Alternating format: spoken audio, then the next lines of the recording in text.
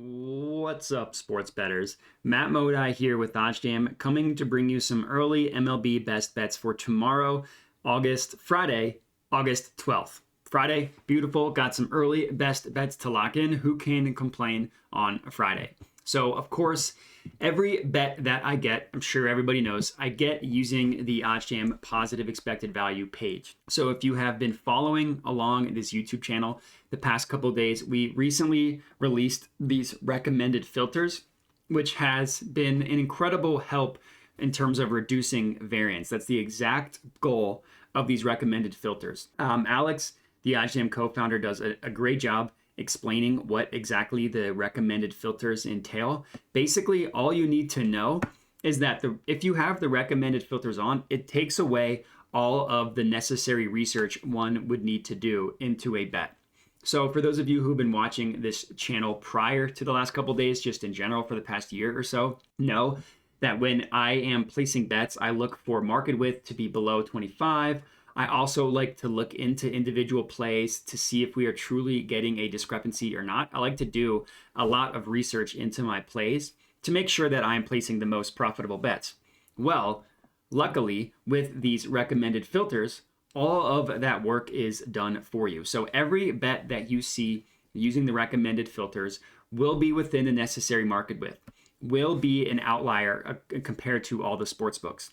The coolest part, and this is even more technical than I'm smart enough to explain, the way that OddsJam calculates whether a play is an outlier or not, it's an ever-evolving formula that takes weighted importance depending on the sportsbook. So let's pretend that FanDuel does the best job at pricing tennis. Well, then whenever the OddsJam formula is looking for an outlier, it will weight FanDuel heavier than other books. Now, I'm not saying that's true. I'm just saying that's how it works. So it's an ever-evolving formula giving weighted importance to individual sports books that are sharper with certain sports. It's amazing. It's really cool. And it only provides opportunities in which you are truly getting a pricing advantage, truly getting a pricing discrepancy.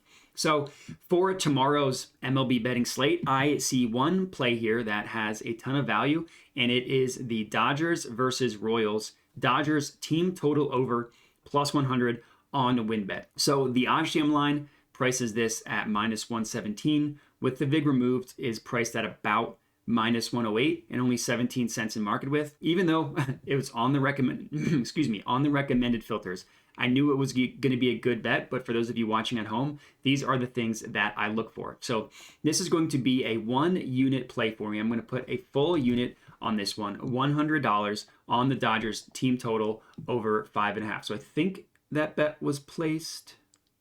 Yes, that bet was placed. Sorry, I somehow the pop-up didn't show up, but the bet was placed. You see a couple other bets that I placed here on WinBet as well. Got a live one in the Rockies. We'll hope that one cashes. But for this play, I am liking the Dodgers team total over. So in terms of a couple math metrics that I like to look at, number one is this EV percent here. Now this one is at 3.77%. That's what this number means. This number can be viewed as a couple different ways. It can be viewed as your percent edge over the sportsbook. In this case is WinBet, have about a 3.77% edge. This also can be viewed as your percent of positive expected value. So the wider the gap between the no vig odds of the OddsJam line and of the line that you are betting it at, the higher this percent is going to be, which means higher positive expected value. For me, the way that I like to look at it, can be viewed as your mathematical profit margin. So for every $100 bet on this specific bet, you could figure to profit $3.77. So that's exactly what I did. I put $100 on it. So my mathematical profit margin for this bet is $3.77. Now, not breaking the bank with this, essentially, just under $4. But a couple things to keep in mind is that it's just one bet, and that this bet, I'll have the profit realized tomorrow. So looking at WinBet alone, I have, let's just like six bets placed, 14 finished, couple that I cashed out of. So this one bet, so I have 6 active. I could have just seen the number right there, 6 active. So this one bet that I'm placing now, 6 active bets, 14 finished. So 20 bets just on WinBet, that $3.75 turns into $60, turns into $100, depending on your bankroll. And this is only one sports book. If If you want to look at FanDuel, BetMGM, Caesars, a lot more pending bets. So this $3.77, it adds up. And another thing that I like to look at, just for my own sanity in terms of the handicapping of the game, number one, the Dodgers are one of the best offensive teams in the MLB. They're facing against the Royals. Daniel Lynch, a bad pitcher with a 4.8 ERA. 5.5 runs going over that is a high number, with the Dodgers getting 6 runs. But there's a lot of value for a lot of reasons, including a little bit of handicapping that I like to do. So all in all, this adds up to a smash play. For those of you counting at home, put one full unit on it, which was $100 for me. So now let me just add this to my bet tracker, and that is it. So I'm good to go. So if for those of you who are tailing at home, I would love to hear it. It helps me out a ton. I just love hearing people's feedback, whether you're tailing or not. So comment on the video, let me know you're tailing.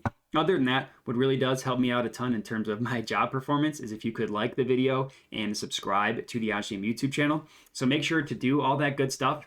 And that's all I got for you. So appreciate you guys watching, and have a good one.